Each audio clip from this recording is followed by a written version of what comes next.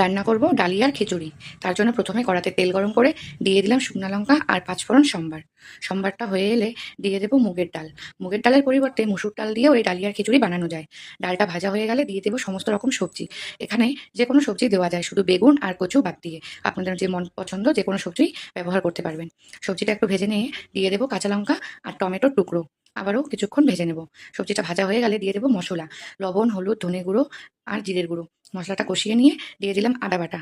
আদা বাটা না দিলে এই খিচুড়ির স্বাদই ওঠে না। যে কোনো খিচুড়িতেই আদা বাটাটা জরুরি। তারপরে দিয়ে দেবো জল। জল দিয়ে ভালো করে ডাল আর সবজিগুলো কিছুক্ষণের জন্য ফুটিয়ে নেব। ততক্ষণে ডালিয়াটা ভালো করে ধুয়ে নেব। ডালিয়াতে প্রচুর পরিমাণে নোংরা থাকে। তো ফুটে উঠলে দিয়ে দিলাম মটরশুঁটি আর ডালিয়াগুলো।